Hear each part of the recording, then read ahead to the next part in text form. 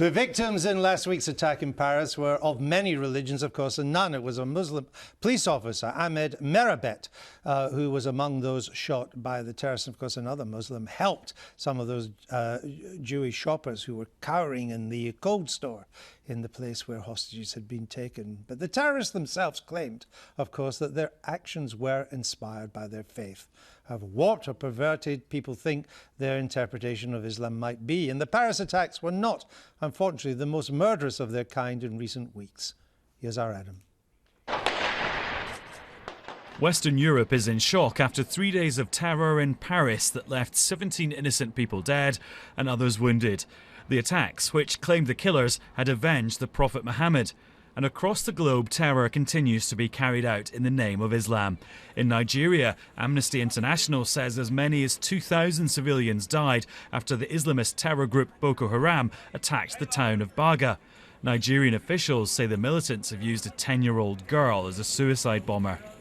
In Pakistan last December, the target was a military school. 152 people, 133 of them children, were killed and more than 120 were injured after an attack carried out by the Pakistani Taliban. And in Syria and Iraq, the group known as Islamic State continues to wreak havoc. Only this week, IS was said to have killed 30 Kurds in northern Iraq, while the group was also blamed for double suicide bombings in Lebanon earlier this week. The grim death toll of recent terrorist atrocities. But can religion really be blamed for the violence, or are other more important factors at play? Here to discuss that, the scientist and atheist Richard Dawkins and the French-born journalist Nabila Ramdani, who is a Muslim, and of course we have the Anglican priest Giles. Fraser here is our guest of the day. Is it violent Islam that's causing us problems? Well, it's certainly violent Islam. The question is whether we should blame religion generally, and I think that would be unfair to do so. At least mean to make a clear distinction between blaming religion in the sense of a state of mind that some people have, and blaming religion in the sense of blaming individuals who happen to be religious. And I think has been a very unfortunate tendency for people to blame Muslims generally for what's done in their name. But I think there is no doubt that it is done in the name of Islam, albeit some will argue that it's a perverted form of Islam. You believe that at this stage in its development, Islam is more violent than most other religions? I think that's a very sustainable position, yes. What do you say to that? Well, I think superficially the reason for the attacks in Paris was, of course, religion. You had a group of radical Islamists who believed that their God had been blasphemed against, and they set out to murder those responsible.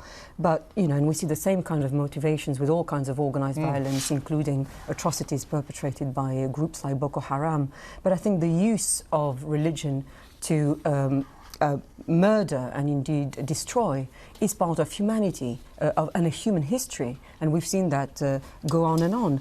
But it doesn't mean that religion is intrinsically at fault, or is it at fault per se. I believe the opposite, actually. I think it just means that religion plays an important part in people's life, in some people's lives, and they use it as a dynamic for a happy, fulfilled life in the vast majority of cases, and it can be used for terrorism by a minority. All right, hold on, let me get a reaction to that. I think the only thing I would say to that, I mean, I agree with it largely, but I would say this, that religion is one of those states of mind which enables people to hide behind a blind faith, which is unarguable with. People can say, my faith tells me to do this. Now, of course, the vast majority of people who hold the same faith don't do that. But it's hard to find anything other than religion. Patriotism is a possibility. Anything other than religion which will cause somebody, an otherwise decent person, to do atrocious things. What about the Nazis? Exactly. Well, exactly. I mean, that's why religious. I said patriotism. Or in this case, extreme nationalism. Extreme but nationalism. That's precisely my view. My view is that any manifestation of humanity, be it capitalism, nationalism, or indeed socialism, right down to sport, can be used as a justification to kill people. And in fact, the most devout, sincerely devout people tend not to believe that violence is the answer to sort out the problem. On the contrary, and the real murderous, violent movements, such as Nazism or indeed communism, were actually secular movements. Of course. What's your view in this? There was a time when Christianity was regarded as a violent religion. Oh, it has terrible history.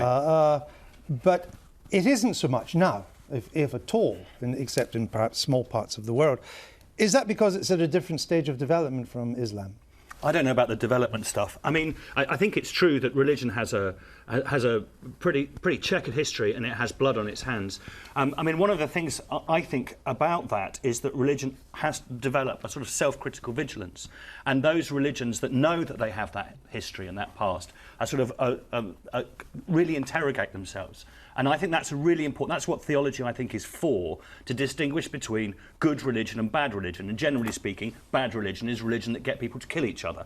And I think that's an absolutely essential difference. So what is it about Islam at the moment that it seems on its edges to be responsible for so much of this? Well, I don't think it's actually about Islam per se. I think it's about, I think it's a geopolitical thing, and I think that you can't just talk about this as if it's a religious phenomenon. I think what's going on here can't be discussed without talking in France about the Algerian War. It can't be discussed without talking about the Iraq War and Afghanistan. The Algerian War ended 50 years ago. It did, but I mean, the legacy of those things is actually very, very present to a lot of people living around the periphery. I mean, this is not something that it's ancient history. I'm not saying that. I'm not trying to get religion off the hook.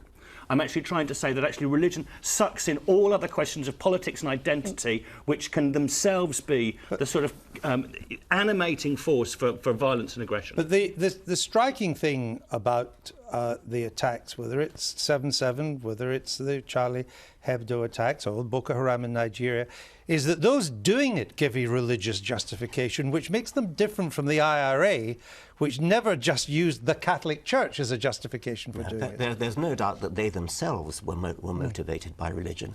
I would actually lump... They themselves, you mean the Islamists? Yes. I would actually lump Nazism and similar things in with religion in the sense that these are ideologies where people are not required to justify it rationally. It's a zealotry. It's a zealotry. It's an ideological zealotry, which is not vulnerable to rational discourse, not vulnerable to rational argument. You know, going back to good and bad religion, and, you know, of course people who have been, like the gunmen, recruited by Al-Qaeda, which sadly has become a byword for Islam, they would say that they represent Islam, wouldn't they? But in actual fact, when you look at the profile of the gunmen, they didn't pray, they drank alcohol, they did drugs, you know, they had girlfriends outside marriage and all sorts of things. Would you be saying that religious people are being hypocritical? I'm saying they're manipulating religion. I mean, in contrast with that, look at the Malian-born gentleman who saved Jews in the kosher shop. Of course. No, I mentioned that in the introduction. And sadly, what is happening... This isn't about people who are Muslim. This is about Islam we're talking about. Which this is about a manipulation of Islam. Of course, but it seems to be by a large number of people. What do you think when you hear it said that Islam is a religion of peace?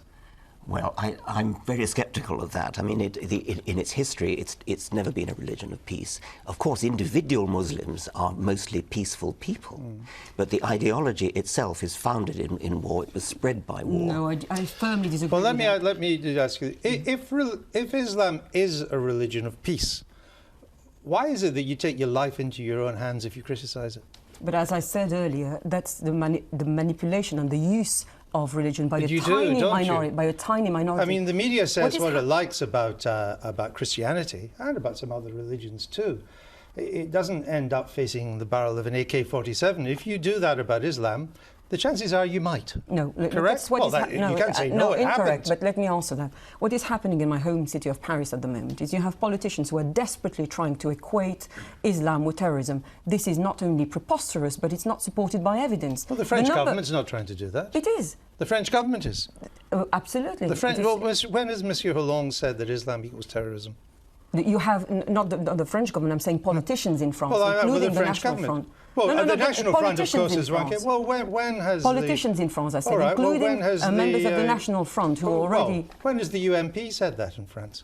The UMP, have you not been aware of the legacy of Sarkozy equating... When has Mr. Fillon said that, the current leaders of... But they've spent all their time in power equating Islam with the internal threat in France, portraying it as the alien enemy within. I mean, this is, you know, in the land of liberty is that the burqa is banned and so forth. I mean, what sort of liberty is it when... So are crosses in French schools. This is part of the French secular tradition. And the French problem with this French secular tradition is this, that it was aimed at, originally, at the Catholic Church, which was powerful and strong and could have done with a good kicking, OK? But now the people that it aims their ire at are not actually the powerful sitting in palaces in Rome, but actually poorer people all around the world. And actually, it turns the...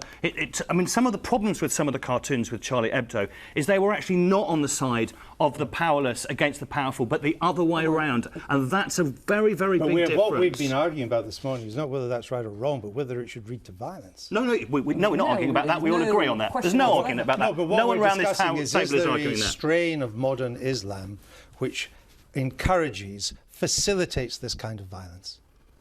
The answer is no. Islam is not like that. I mean, I just and think the greatest fallacy, you were talking about secularism in France, the greatest fallacy is that politicians have come to manipulate this concept to mean the stifling of expression of religious belief. It is the exact opposite. Richard Dawkins, I'll give you We the need to final make word. a distinction between what the terrorists themselves believe, what other Muslims believe, and what Islam itself teaches. But you don't think we're doing that? Well, I think we need to do that. I also think we need to wait for opinion polls among Muslims generally about what they actually think about this. Opinion polls on 7/7 and 9/11 were not encouraging. All right, we need to leave it there, I'm sorry.